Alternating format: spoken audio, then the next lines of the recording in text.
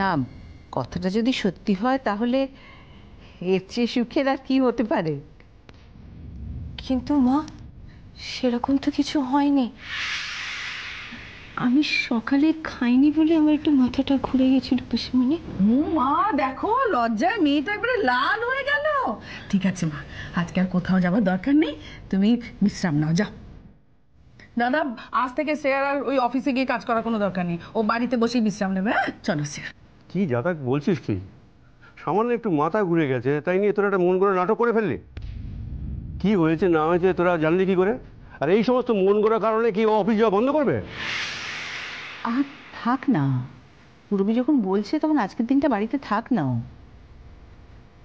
আর পূর্বীর কথাটা যদি সত্যি নাও হয়, এটা তো সত্যি যে শ্রেয়ার শরীরটা ভালো নেই। আজকের দিনটা থাক বাড়িতে। বেশ, বাড়িতেই থাকুক, আমি অফিসে যাচ্ছি, আই এম অলরেডি লেট। শুভ্র হয়তো এতক্ষণ অফিসে পৌঁছে গেছে। রূপম, হ্যাঁ, শ্রেয়াকে এক্ষুনি ডাক্তার দেখা। ডাক্তার দেখে ওকে ভালো করে দেখা, আর ডাক্তারকে বলবি ওর তাড়াতাড়ি সুস্থ হওয়ার দরকার। আর শ্রেয়া, যদি তুমি সুস্থ বোধ করো তাহলে অফিসে চলে এসো। হয়তো ঝামেলা আমার একদম পছন্দ হয় না। যাচ্ছি।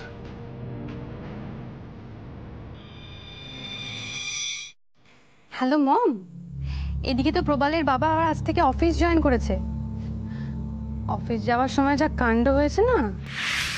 দাঁড়াও দাঁড়াও দাঁড়াও বেবি, আমাকে হিসেবটা বুঝতে দাও। কোন অফিসের কথা বলছো? আরে রুদ্র আঙ্কেলের অফিস। রুদ্র মিত্রের অফিসে শুভ্রবাবু জয়েন করছেন?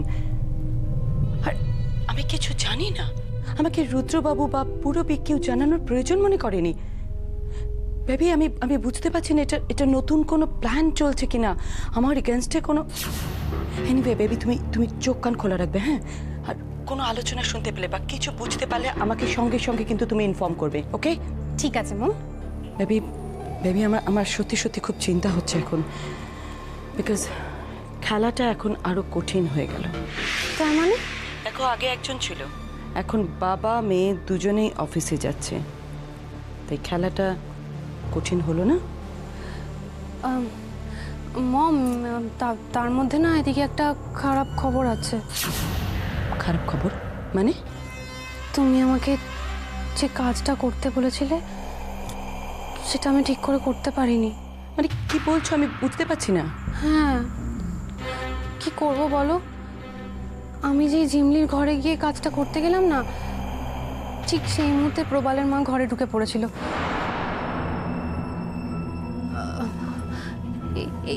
কি মা, আপনি? সে প্রশ্ন তো আমি তোমাকে করতে পারি। এত রাতে ঝিমলির ঘরে তুমি কি করছো? ব্যাস, সব কাজ ভেস্তে গেল। আমি তো প্রায় হাতে পায়ে ধরাই পড়ে যাচ্ছিলাম। মা, আপনি এমন করে কথাগুলো বলছেন যেন আমি ঝিমলির ঘরে চুরি করতে এসেছিলাম। এরপর তো তাহলে বাউন্ডারি দিয়ে রাখতে হবে, কে কোন ঘরে ঢুকবে কোন ঘরে ঢুকবে না। আপনার যদি কিছু দরকার হয় আপনি আমার ঘরে যাবেন না? অবশ্যই যাবো, কিন্তু রাতের অন্ধকারে লুকিয়ে লুকিয়ে না। তারপরে আবার কি? আমি তো কোনো রকম এক্সকিউজ দিয়ে ঘর থেকে বেরিয়ে এসেছি। কি করব বলো? না না না না, তুমি ঠিক করেছো বেবি, ঠিক করেছো। মম, এদিকে তো আর একটা দিন। আজকে রাতের মধ্যে যদি কাজটা না করি তাহলে তো ঝিমলির অহংকার ভাঙতে পারবো না। আজকে রাতের মধ্যে আমাকে কাজটা করতেই হবে, সুযোগ ছাড়া যাবে না।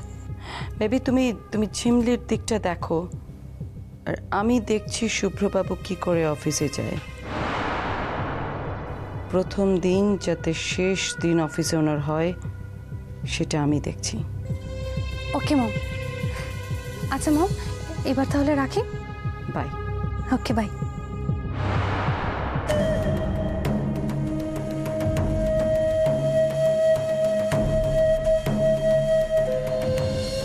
ইন্দ্রিলা, ও প্রবাল, এসো ভেতরে এসো। ওখানে দাঁড়িয়ে রইলে কেন? বলছিলাম তোমার সঙ্গে একটু জরুরি কথা ছিল। কি বলবে বলো? হ্যাঁ, প্রমিত, ভেতরে আয়।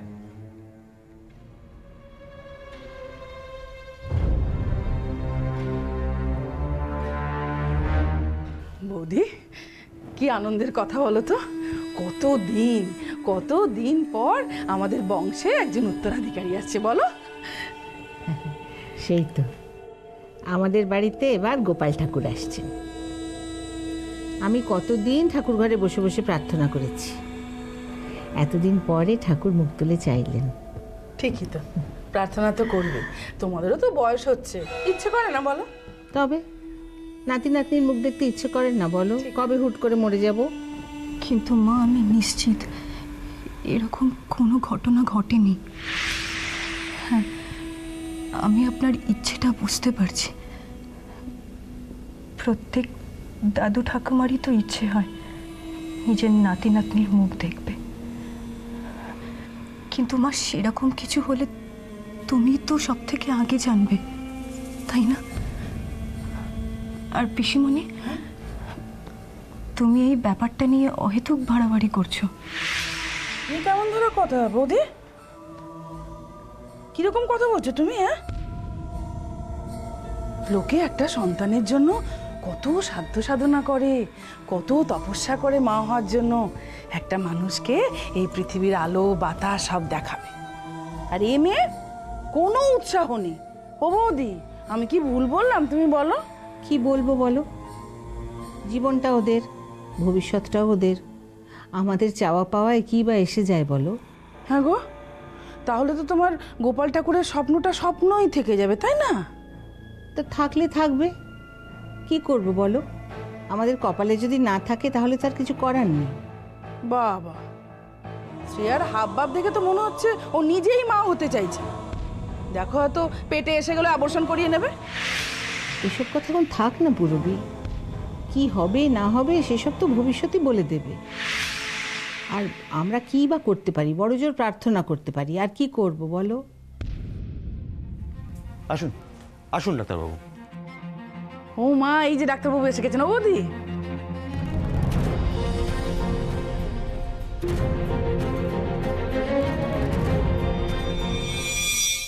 ঐন্দ্রিলা, তুমি বুঝবে না, তোমাদের বাড়ির পার্টিতে হার্ড ড্রিঙ্কসের কোনো ব্যাপার নয়, কিন্তু আমাদের এখানে সব চলে না, আমরা অভ্যস্ত নই।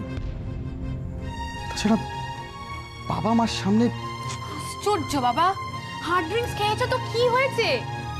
তোমরা তো আর কচি খোকাটি নও যে হার্ড ড্রিঙ্কস ছুলে একবারে মহাভারত অশুদ্ধ হয়ে যাবে। আমি তো বুঝতে পারছি না এখানে সমস্যাটা কি আছে। সমস্যা একটা আছে বৌদি, সমস্যা একটা আছে। আমরা মদ খেয়ে যে মানুষটাকে অপমান করেছি না, তিনি আমাদের বাবা। আমার তো এখন ভাবতেই লজ্জা লাগছে যে কোন মুখ নিয়ে আমি বাবার সামনে দাঁড়াবো। তোমার কিন্তু বোঝা উচিত ছিল বৌদি, আমরা মিডল ক্লাস ফ্যামিলি থেকে বিলং করি। আমাদের কোল্ড ড্রিঙ্কস এর মধ্যে হার্ড ড্রিঙ্কসটা মিশিয়ে দেওয়া কিন্তু অন্যায় হয়েছে, অন্যায়। দেখো প্রমিত, একটা সিম্পল ব্যাপারকে তুমি শুধু শুধু কমপ্লিকেটেড করছো। এটা তো জাস্ট ফর ফান। দেখো ইন্দ্রিলা, যেটা তোমার কাছে ফান না, তোমাদের যেটা মজা, আমাদের দুই ভাইয়ের কাছে চরম অপমানজনক ব্যাপার একটা। কে জানে নেশার ঘরে কালকে আর কি কি লোকহাস্যকর কাণ্ড করেছে আমি তো। আর তোমার এই জাস্ট ফর ফানের জন্য এখন যদি আমাদের বাবা দু ভাইকে ঘাট ধাক্কা মেরে বাড়ির থেকে বার করে দেয়, কোথায় যাবো আমরা বৌদি, কোথায়? তুমি, তোমার মা আমাদের থাকার ব্যবস্থা করে দেবে তো? মম তো দেখছি তোমাদের চাকরির অফারটা করে চরম অপরাধ করে ফেলেছে। মম কি তো দেখছি এবার তোমাদের চাকরির সাথে সাথে থাকার ব্যবস্থাটাও করে দিতে হবে। ও ওই যে কথায় আছে না, খেতে দিলে শুতে চায়, তোমরা দুজনে হচ্ছে ঠিক সেটা। ফুট।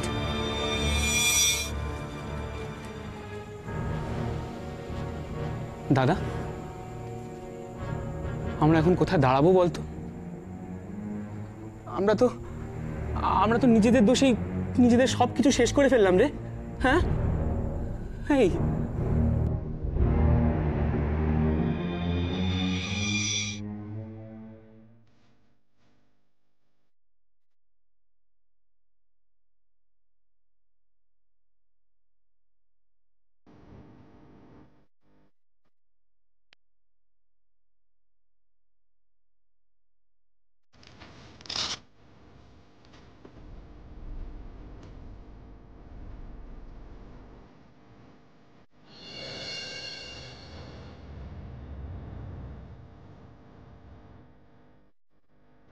না, ভয়ের কিছু নেই, সামান্য গ্যাস থেকে একটু মাথা ঘুরে গেছিল।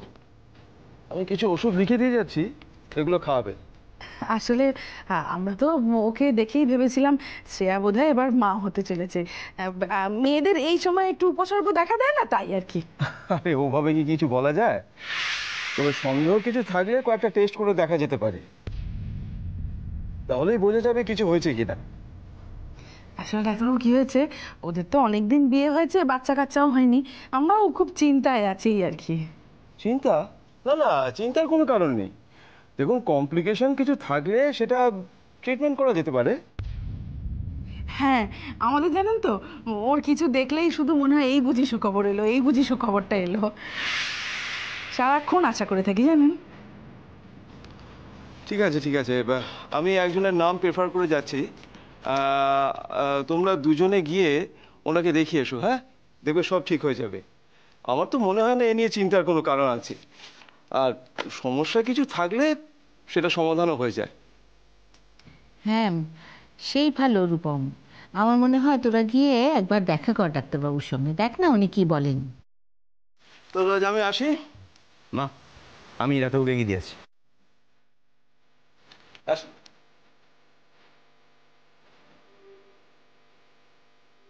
হ্যাঁ, এই ওষুধগুলো আনিয়ে রাখবেন। আর এই আমার কার্ড, যদি কোনো প্রয়োজন হয় কনসাল্ট করবে। আসুন, চলুন। আচ্ছা শ্রেয়া, তুমি এবার একটু বিশ্রাম করো, হ্যাঁ আমরা যাই।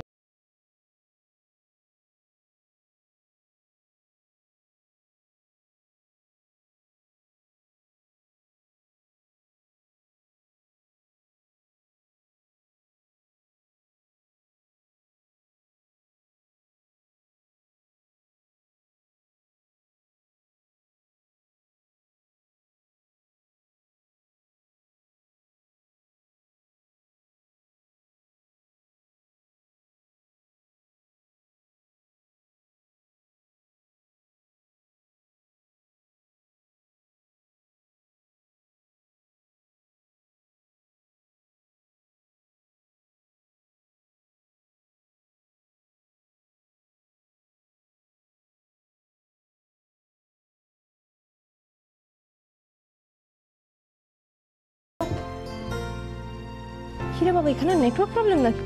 হ্যালো, আরে হ্যালো সায়ন, শুনতে পাচ্ছেন? পাচ্ছি। চাপ বাবা, এত আস্তে কথা বলছেন কেন? হ্যালো, চাপ বাবা, এবার তো কিছুই শোনা যাচ্ছে না। হ্যালো হ্যালো সায়ন, শুনতে পাচ্ছেন? হ্যালো।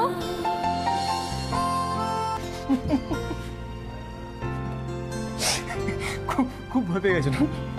অসভ্য। আরে ওরকম চেঁচাচ্ছিলে কেন? সব কথা তুই ফোনে বলে দিই তো, সামনাসামনি এসে কি বলবো? আচ্ছা আপনি কি পাগল? হ্যাঁ, এই বাড়িতে না আমরা একা থাকি না, আরো 5 জন লোক আছে। তারা কেউ দেখে ফেললে কি ভাববে বলুন তো? দেখো, যে যা ইচ্ছা ভাবুক, আমি আর ভয় পাই না। ও তাই নাকি? ভয় পান না? না, মনের মধ্যে অনেক ভালোবাসা জমে থাকলে সাহস একটু বেড়েই যায়। আমার ক্ষেত্রে এক্সেপশনাল কিছুই না। আর তোমার এই পরীক্ষার ঠেলা তোমার প্রাণ পুরো উষ্টা কতদিন দেখা হয়নি, সে খেয়াল আছে? না, খেয়াল রাখিনি। আর যতদিন না আমার পরীক্ষা শেষ হয়ে ভালো রেজাল্ট করে আমি নিজের পায়ে দাঁড়াতে পারছি, ততদিন রাখতেও চাই না। আচ্ছা, স্বার্থপর মেয়ে তো তুমি। আচ্ছা, আপনাকেই বা আমার জন্য এত স্বার্থ ত্যাগ করতে কে বলেছে বলুন তো? আমি তো চাই আপনি আমার মতো করে ভাবুন। ওভাবে চাইলেই তো সব কিছু পাওয়া যায় না। যে যেরকমভাবে গড়া, তোমার ভালোবাসা রেগুলেটর লাগানো, যখন ইচ্ছা বাড়াও কমাও, আমি সেটা পারি না। খুব রাগ বেড়েছে না আপনার? কি লাভ, কাকেই আর দেখাবো? আচ্ছা, আমাকে কি আপনার এতটাই কঠিন মনে হয়? ওই পিলারের থেকেও কঠিন তোমার মন। আচ্ছা, দেখা যাবে সময় এলে। দেখা যাক, আপাতত এটা রাখো। এটা কি? পেন। আমি চাই তুমি তোমার পরীক্ষা করলে পেন দিয়ে দাও। মন্ত্রপুত পেন? প্রেমপুত। আচ্ছা, এখন চলি। হ্যাঁ, আরে চলি কি? আপনি ভেতরে যাবেন না? বসবেন না? না না বাবা, তারপরে কাল কিছু 19-20 হলে আমাকে বলবে যে 10 মিনিট আমি তোমার নষ্ট করে দিয়েছি। গর্বঘরটা কালকে মেরো, কালকে সকালে মেরো। সকাল 10টায় আমি বাস স্ট্যান্ডে দাঁড়িয়ে থাকবো। Thank you Sayan. পেনের জন্য? না, এই যে আপনি আরো 10 মিনিট বকবক করে আমার সময় নষ্ট করলেন না, এই জন্য। তবে রে বাই। টাটা।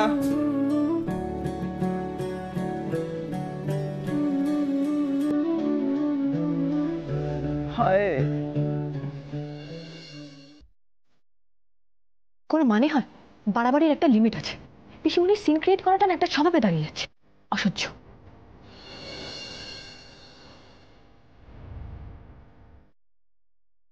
শ্রেয়া কোথাও বেরোচ্ছ? হ্যাঁ, কোথায় বেরোবো? অফিসেই যাচ্ছি, বাবা তো বললো। ও না, মানে শরীরের এরকম অবস্থা, বাড়িতে রেস্ট নিলে হতো না? এরকম অবস্থা? শরীরের কি অবস্থা রূপম? এমন তো না আমি কনসিভ করে ফেলেছি। ডক্টরকে জিজ্ঞেস করলে তো? কি বললো ডক্টর? জানো তো রূপম, প্রত্যেকটা মানুষের না একটা একটা সহ্য সীমা থাকে। পিসিমণিকে আমি রাগের মাথায় একদিন এমন বলে দেবো না। এমনিতেই কাজে এত প্রেশার, তার উপর ওনার এই নাটকগুলো না আমার জাস্ট ভালো লাগছে না, জানো তো। না না, পিসিমণি বোধ হয়। না না না, কোনো বোধ হয় না। উনি খুব ভালো করে জানেন যে এই কথাগুলো যেগুলো বললেন উনি সব কটা মিথ্যে, একটাও সত্যি না। ওই হট্টগোলের মাঝখানে একটা কথা বলে দিলেন, ব্যাস কিছুটা সময় কেটে গেল। ওই বলে না, বিজি উইদাউট বিজনেস। যাই হোক, আমার ভালো লাগছে না, আমি এখন অফিসে যাচ্ছি, দেরি হয়ে গেছে। শ্রেয়া, কি হয়েছে? বলছি যে আচ্ছা, একটা প্রেগনেন্সি টেস্ট করিয়ে নিলে ক্ষতি তো কিছু নেই, সবাই যখন বলছে তখন। রূপম, না না, পিসিমণি অনেক সময় উল্টোপাল্টা কথা বলে, আমি মানছি, কিন্তু কি বলতো, এবার এতটা ইগনোর করাটা কি ঠিক হচ্ছে? হতে তো পারে, ধারণাটা ঠিক। তুমি আমার থেকেও বেশি পিসিমণিকে বিশ্বাস করো, তাই না রূপম?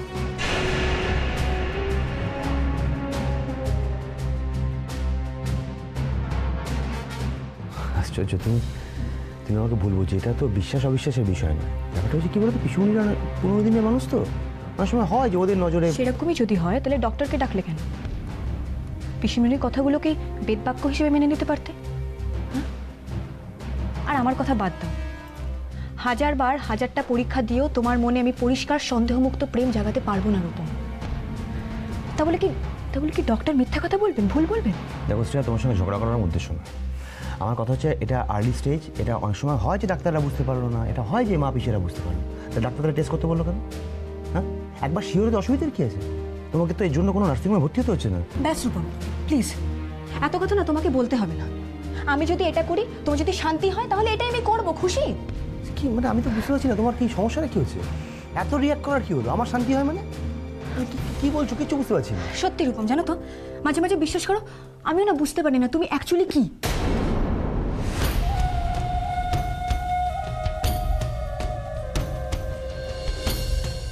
শ্রেয়া,